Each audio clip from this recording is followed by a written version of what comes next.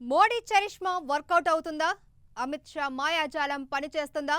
అగ్రనేతల ప్రచారం ఎంతవరకు ప్లస్ అవుతుంది? తెలంగాణలో బీజేపీ తలరాత మారుతుందా లేక పార్లమెంటు ఎన్నికల్లో కూడా అసెంబ్లీ ఫలితాలే రిపీట్ అవుతాయా?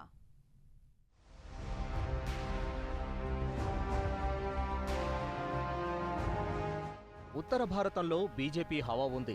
కానీ సౌత్లో మాత్రం ఆ పార్టీ నిలదొక్కుకోలేకపోతోంది. కర్ణాటకలో పట్టు సాధించినట్లే కనిపించినా చివరి నిమిషంలో సీన్ రివర్స్ అయింది. ఇక తెలంగాణలో పాగా వేయాలని ఎన్నాళ్లుగానూ ట్రై చేస్తోంది. కానీ టీఆర్ఎస్ ప్రభంజనంలో కమలం వికసించలేదు.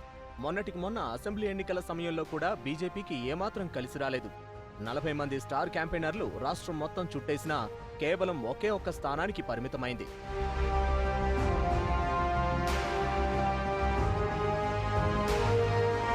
అసెంబ్లీ ఎన్నికల ఓటమి నుంచి బయటపడి పార్లమెంట్ ఎలక్షన్లతో సత్తా చాటాలని కమలం పార్టీ ఉవ్విళ్లూరుతోంది. అన్ని స్థానాల్లో పోటీ చేస్తున్న 5 నియోజకవర్గాల్లో గెలిపే లక్ష్యంగా వ్యూహాలను అమలు చేస్తోంది. ఇటు ఇతర పార్టీల నేతలకు గాలం వేస్తూనే అగ్రనేతలతో ప్రచారం నిర్వహిస్తోంది. ప్రస్తుతం బీజేపీకి తెలంగాణలో సికింద్రాబాద్ మాత్రమే సిట్టింగ్ స్థానంగా ఉంది. అయితే అక్కడ దత్తాత్రేయ కాకుండా కిషన్ రెడ్డి బరిలో నిలిచారు. యాదవ్ సామాజిక వర్గం ఎక్కువగా ఉండటంతో సిట్టింగ్ ప్లేస్ ను కాపాడుకుంటుందో లేదో చూడాలి.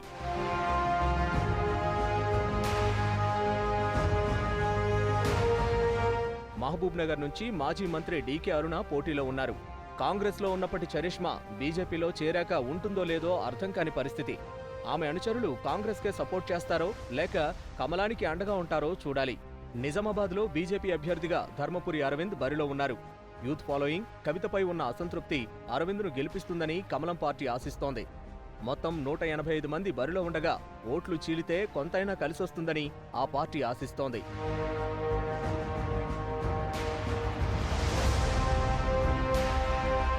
కరీంనగర్లో బండి సంజయ్ గెలుపుపై ఆశలున్నప్పటికీ అసెంబ్లీ ఎన్నికల్లోనే గెలవని ఆయన పరిస్థితి పార్లమెంట్ ఎన్నికల్లో ఏమవుతుందా అనే చర్చ జరుగుతోంది.